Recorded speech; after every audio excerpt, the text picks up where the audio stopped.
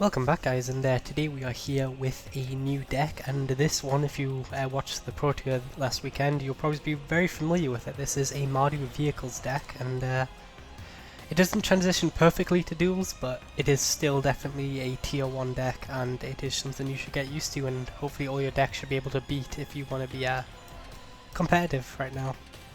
And the interesting thing is that we still got Smuggler's Copter, which is a huge tool for the deck. Standard obviously doesn't have that anymore, which should in theory is a huge favour for the deck, because it means basically we didn't really lose too much, because while they're running 4 Heart of Kirans, we can run 1 Heart of Kiran and 2 Smuggler's Copter, which isn't perfect, but it's still a pretty nice that we still get a decent amount of really powerful 2-drop vehicles.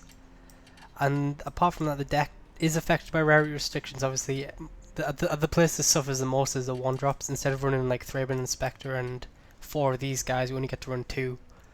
But it is still a serviceable switch, and then to be honest, later on there really isn't that much of a difference.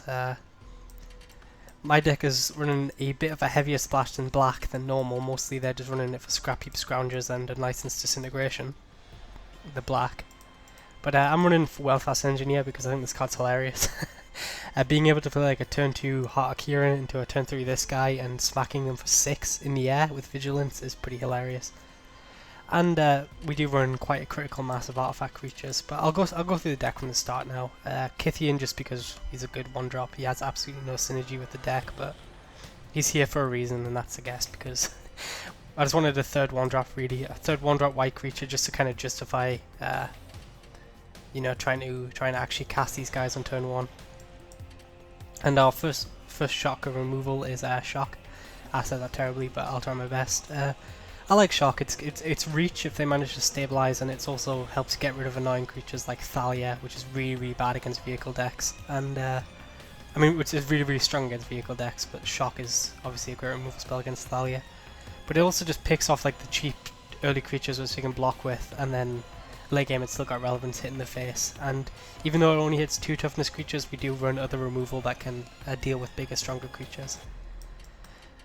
Selfless Spirit is in the deck just kind of to fill out the curve. I didn't really know what 2-drop I wanted to run, but I mean, Selfless Spirit is never bad. It's at worst it's going to eat a removal. It's just going to eat a removal spell pointed at one of your better creatures, and we do run a lot of creatures such as like like all our vehicles and stuff. If we can protect it with the Selfless Spirit, they're going to be dead very quickly, because the vehicles hit hard and they must be dealt with, and if this can blank even just 1 removal spell, it's done its job. And it's also a 2-1 flyer, which isn't terrible. Veteran Motorist, obviously, probably is the preferred 2-drop of choice if you're not playing a vehicle, obviously. This thing makes your vehicles bigger and it just scries your way to victory, and it's also a 3-1 by itself, which isn't terrible. 3 tough and 3 power is kind of the key point for crewing. Most of our vehicles are crew 3 or crew 1, so obviously these 2 creatures here, Scrappy Scrounger, Veteran Motorist, are also fantastic crewers as well as just being good value creatures. Scrappy Scrounger is an artifact creature. We can recur it. We don't have any other graveyard synergy, so it's not like we punish ourselves by exiling creatures from our graveyard and it just keeps coming back. It keeps crewing vehicles. It's very hard for control players to deal with if they can't exile it. Heart Kiran and Smuggler's Copter, these are our 2-drop vehicles of choice. Not too much exciting to say about them. They're both very good, and they probably is what you want to be playing on turn 2. And yeah, not really much to say. They're insane, obviously, but that's all I've really got to say. We run a 1-of Declaration Stone just as exile removal, maybe against a token deck or something. It's really nice being able to hit a couple servos. Thalia, she may be good against vehicles, but she's also good for vehicles. 3 power again, notice that. And they can't really summon a good blockers if you just keep, if the creatures keep going and play tapped and stuff. And if you hit the lands as well, it's a bonus, but mostly it's just here for the good, like it's just a good value creature. They need to deal with it, otherwise they're probably going to lose. Nalar, she crews 2 things. The Copter can crew one of your Smuggler Copters or maybe Aethersphere Harvisters, and then maybe she can crew something else as well in conjunction, or maybe both together they can crew a 3 toughness thing. It works nice with that, and she's actually surprisingly good. I think she's one of the sleeper cards from Kaladesh in the sense that like her abilities don't look impressive, like target creature gets +1/+0 or sacrifice an artifact. They don't look that impressive, but it's surprising how relevant they are. Like, You can really late game, your opponent plays like a Gisela, and then you just go, well, you can't block with it, and then you're dead anyway, so... Or you can just, you know, get some extra damage in. I've been surprisingly impressed by nalar. And then the other three drop creatures I'll go through anyways, Depala and weldfast engineer. Both these are essentially buffs to vehicles. This one gives an added bonus to defense, while this one also mostly more offensive, but at the same time they're very functionally similar in this deck. I guess this buffs dwarfs, but we only really run a veteran motarist and toolcraft and exemplar, so that's not too relevant, but it is there in the deck. And of course you can dig with Depala as well if you've got some extra mana lying around. It's always worth going for. And then the last of our vehicles, we run 2 aethersphere harvesters and 2 caravans. Caravan's good because it helps us colour fix, and it's also a 5/5 beta, which is pretty nice. And aethersphere harvester is just a fantastic card in like the mirror match, and it's just also really good in general. Just it's hard to kill, it's lifelink, and it's got evasion, so that's really the last 2 of our vehicle slots. And then our unconditional removal, we run Unlicensed Disintegration. This card's insane, it can now hit planeswalkers and it just does the job. And then our finishers, we run Avacyn, Gideon and Gisela. They've got no real synergy with this kind of deck, except, you know, they're just busted cards, and why not? I'm not going to lie and say the mana base is optimized. I think I just pretty much threw in most of the dual rares. I mean all the dual rare mana, and then 3 Aether hub. And then the basics, which we obviously, white is our most strongest colour, followed by red, and then a little bit black. But, like I said, I don't think the mana base is too optimised with this deck. I did decide on 24 lands, just because, you know, we've got some mana sinks here and there, so... Yeah, that's the deck. And we'll see how it does. I've been coming into some pretty stiff competition on the ladder recently. It's been pretty brutal. Like, I've been laddering offline now because I lost. And, it's been like one step forward, 2 steps back, like playing some pretty insane decks, like Is It Burn, you know, just top tier decks, and I'm still only like rank 20, so I'm surprised at the level of competition I've been facing, you know. But now we are playing Grog Non, so we will, I don't know, try and just cheese him out. He's on the play, unfortunately. This hand I think is a keep. It's not particularly exciting, but it is. I think we've got good mana, and you know, if we draw into a 2-drop, then things can go nicely from there. Early removal spell and shock, which is always nice if we're doing nothing these early turns. And yeah, so well, that's just fantastic. Now our hand is insane. We get to go veteran motarist into probably aethersphere harvester. I'm not too sure yet. Maybe Thalia. It looks like we're playing, I'm assuming, Esper control, so this could be interesting. Well, I mean, this doesn't change our play. Let's see what we scry into first. Probably just looking for more vehicles slash stuff to crew. I'll take copter and I'll bottom the land. And now next turn I don't know, I'm not sure which one of these 3 drops I want to play next. If he's on if he taps out, I might try and get the vehicle down, because Esper doesn't really have too many decent answers for artifacts. He can like Anguish and Making It or Skywheeler's Shot, but it's not too much in the ways of worried, and he kind of has to deal with this thing. This thing is a 3 power creature by itself. Yep, I'll take that. It's actually an artifact for my side of the field. So I could Thalia, or I could... I kind of like just getting the harvester down, I think. It turns off all his removal for this next turn. And then we can start throwing creatures at him.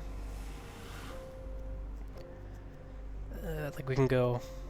I don't know. I'm not sure, we'll see how this one plays out. He doesn't have double blue yet, notably, so he can't really counter anything at this point. The control match versus vehicles, I should get used to this. I'm not sure if it's right playing the vehicle there, I should just like slam Thalia, but he did play a basic, so it wouldn't have made too much of a difference. And he's attacking us with the land, which I am happy with. That is something I'm not going to complain about, my friend.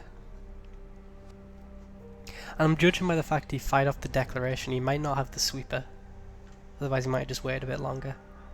We have 4 mana, I would love to have slammed a Gideon that turn, but... I can go Thalia and hold up Shock, or I could go Pia and Kiran and hold up Shock, I think is the play. I like Thalia right now, I think. Why would you tap like that, game? There we go.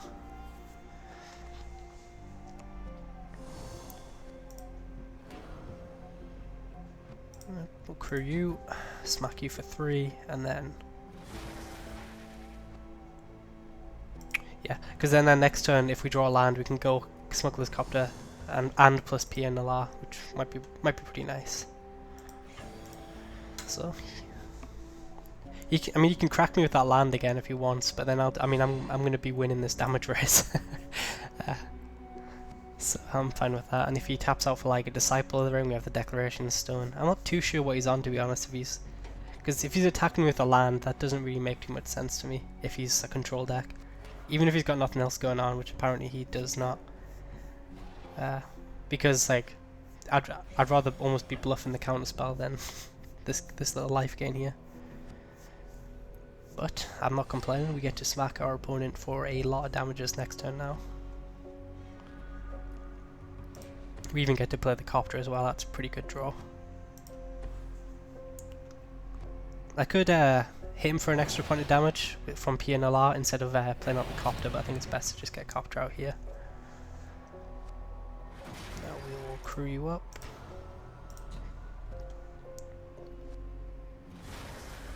I could just keep giving it lifelink. I'll give it lifelink one more time, I think, just because I might want to keep the energy for the Aether Hub, but we can wait on that if we need to. And now we can't attack with Shambler Vents because we can just block with Smuggler's Copter. So he's going to have to do something. If he plays a Sweeper, that might not be too bad, but for him. But then we do have the clue to sacrifice to dig into some more creatures, or we could just even crack him with the Needle Spires. So I'm not too worried about Sweeper here. Obviously, if he has one, I'll be upset, but not like mentally break down. I think I'll be fine if he does. And if he's cracking me with Shambler Vents, I'm not sure exactly what is going on. He might have the Sweeper if he's cracking me with Shambler Vents, to be honest. But then like we draw another creature and then we just get to start smacking him with the vehicle still, and the pressure doesn't really fall off. So we have 2 removal spells in hand, 1 for cheap creatures, 1 for more expensive creatures. I'm happy with this. Diabolic Tutor. That's definitely getting a Sweeper. That's what that's telling us right there. So we're probably not going to play out any more creatures.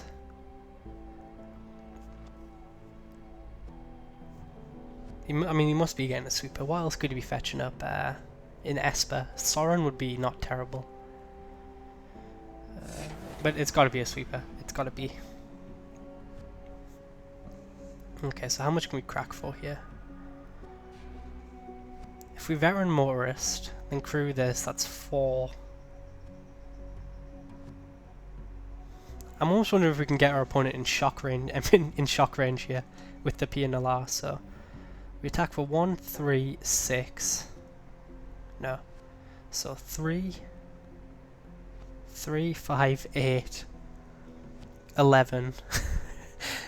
We can hit him for 13 with the shock, but that's not going to do. No, because then we can't fit P and nalar. So we can actually get our opponent to 1 here, I think, if we went all out. Because we could play veteran motarist, crew this thing, hit him for 4, 7. It's 4, 7, 10, 12, 13. I think I might just go all in here, just to see like the level of how much I can hit our opponent for here. Because then if we get them low enough, these vehicles will just kill them. I don't think we want either of these. So then we crew you with you, and crew you with you.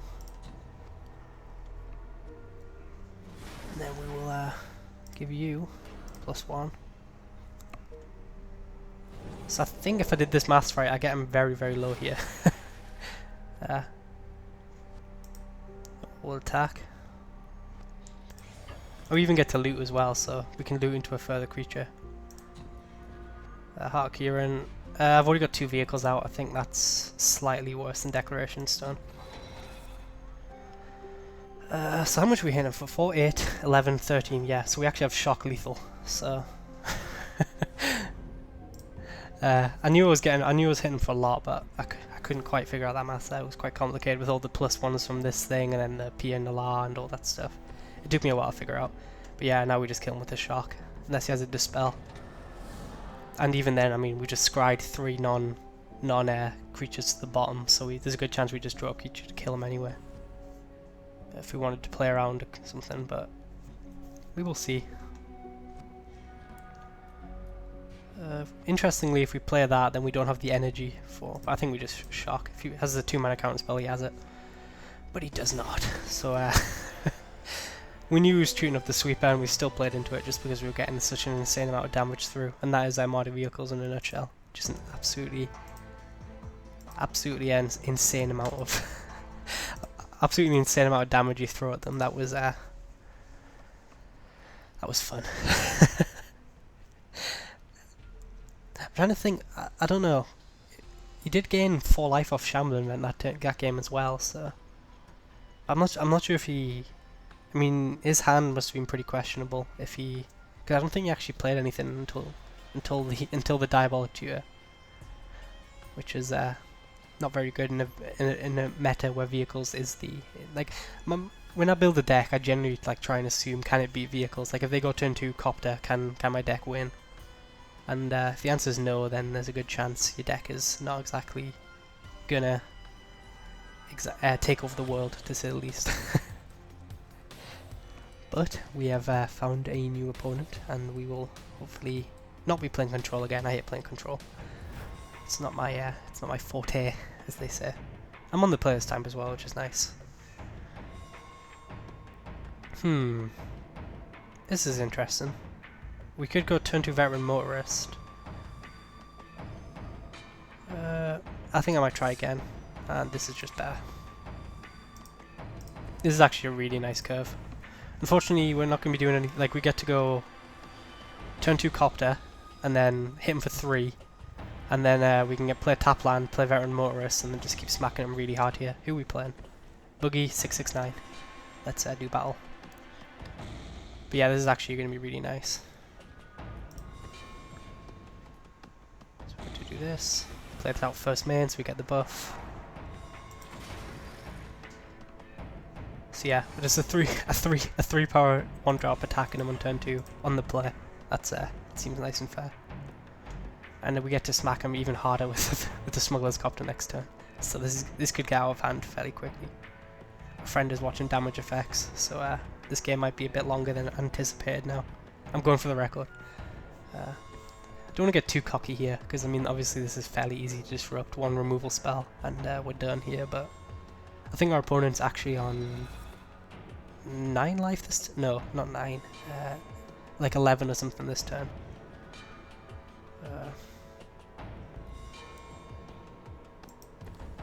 So we do have to use our red here, I mean our Aether Hub here, but I mean we can just... We'll be hitting our opponent very, very hard here, and then our mana shouldn't be too terrible. We might need a second white sometime soon, but we can scry for that. I'll take the... Do I want the Aether Hub? Do I want land? Not really.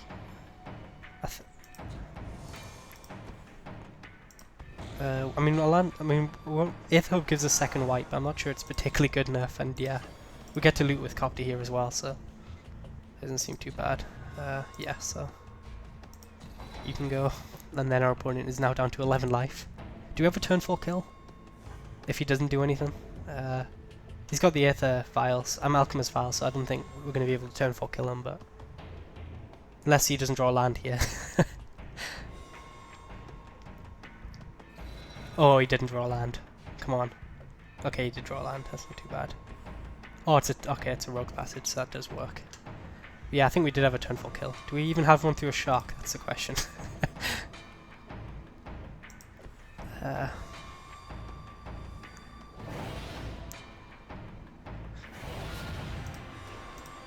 This is why everyone's scared of vehicles. Our opponent's gonna be able to tap down a creature here, but even still, okay, yeah, okay, there we go.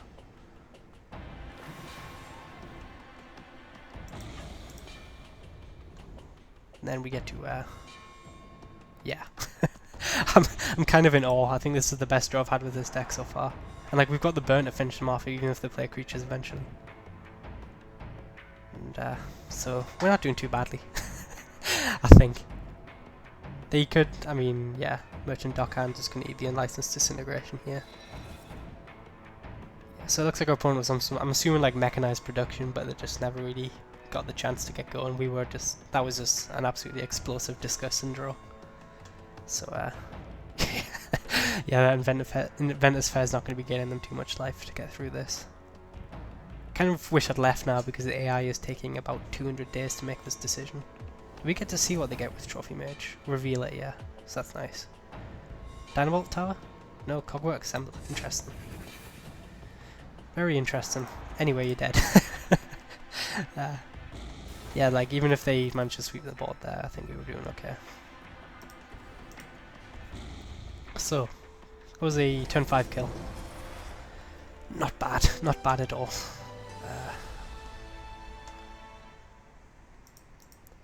So rank 19, get some more, get some token. Look at all these quests flying in. Okay. Well, game 3. I think it's about time we get mana screwed. it's been too long. It's been too long. I think it's about time we get mana screwed. But someone has stolen my avatar here, so and he hasn't even got the decency to give it a background. I mean, it's not. Come on, just put a bit of effort in. This is the kind of guy who has an avatar but doesn't have card sleeves. You know, casuals. Okay, let's see if we can connect. That would be nice. Okay, we're playing Danny DeVino, and I'm on the play again. And I told you he wouldn't have sleeves. This hand, it's really tempting. If we had white mana, this would be amazing. This is no. I did say it's time to mulligan down, and it's looking like that. Well, this is gonna have to do. If we draw a 2-drop creature off the top, all is not lost. Veteran Motarist off the top in this hand is acceptable for a mulligan to 5. He's got foil evolving wilds, yet no card sleeves. I just don't understand some people. Where's the class? Where's the you know, all that good stuff. Oh, so close. Oh well. Hopefully he taps out for a 2-drop creature here, and then all will be well. But Vehicles is surprisingly resilient. Like, it might look like this game is like completely lost, but we're not completely out of it yet, especially if we get to do this here. Like, if we draw a creature within like the next 2 turns, we're okay. Because Aethersphere Harvister is going to be hard for him to deal with without Reclamation Sage. And then, moment of truth though. Next turn is going to be the turn to draw it. And then, I mean, worst case scenario, we can start crewing with Needle Spires, which isn't exactly inspiring, but it was a mulligan to 5. I don't think any of them were keeps. There was the one lander with the Veteran Motarist I was tempted to go for. If I was on the draw, I might have gone for it, but if I was on the draw, I might have gone for it, but on the play, I don't think it's acceptable. Hey, good looking. So this is actually, like I said, this game is now not over unless he has the Reclamation Sage. Do I want the caravan? Oh, this is tempting. Do I want these? I've already got one vehicle. Copter is so good in this kind of situation. I think Copter is worth speculating on because it lets us loot. Like now we can start saving lands in hand and start looting. So.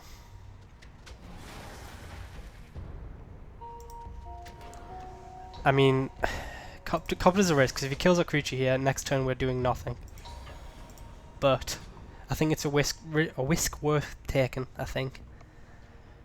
Because, like I said, it'll let us, if he can deal with this vehicle, like if he goes Reclamation Sage next turn, say, then playing Copter, all might not be lost, you know.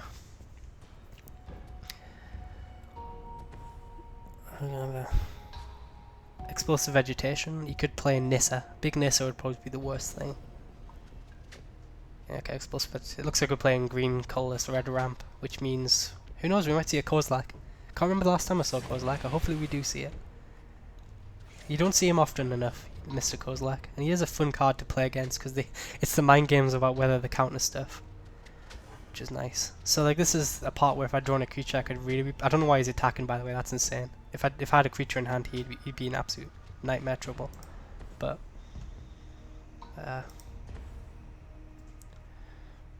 Yeah, like attacking there is just homicidal to me. Because like, if I had played a creature, he'd be getting smacked for like 8 on the turn. Gonna use up all my energy. My mana's actually really solid right now, so I'm not gonna really worry about Aether Hub. So the life gain might be more relevant. So we bottomed a caravan, which means we have a decent chance of finding more vehicles. And worst case scenario, we crew up with the land here. So I'm fine with this. Maybe I shouldn't have played out that last land actually in hindsight, because I do have the copter in hand. I don't know why I did play it out, because that wasn't my intention. It's left my hand and I just noticed that now. Guy's Revenge on, is that turn 5 Guy's Revenge?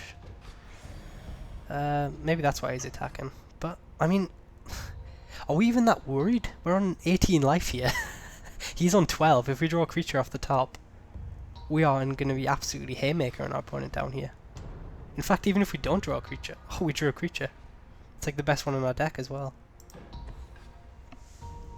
Like, we just get to absolutely smash our opponent here. Tempting to take Aether Hub for the lifelink, but no.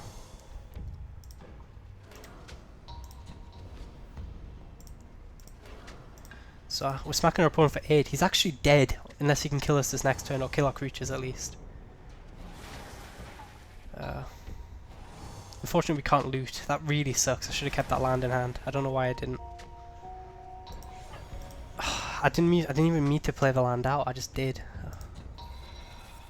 I could loot and try and hit Scrap Heap Scrounger. That would have been like a next level play, but I think that's a bit ambitious even by my standards. And he's dead to Needle Spies as well, so he's got to deal 19 to be this turn. Double Guy's Revenge doesn't quite do it. So we have lethal in the air as well. Chandra -1. Yep, but then he's just dead on the backswing unless he... No, he's not quite dead on the backswing.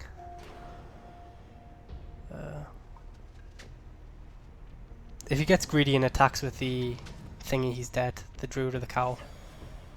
Dude, come on! You see the needle? You see the Needle Spires on the board? Come on! It's right there. It deals 4. You fool! You fool! You fell for the trick. You fell for the trick, my friend. Let's see what we would have top decked. That would have been nothing. Well, we could. I mean, yeah, it doesn't matter. We won. GG. I bet he feels like shit right now. Well, that was a mulligan to 5. Our opponent did misplay, but when you do mulligan to 5 and your opponent plays a turn 5 Guy's Revenge, you do need a bit of luck.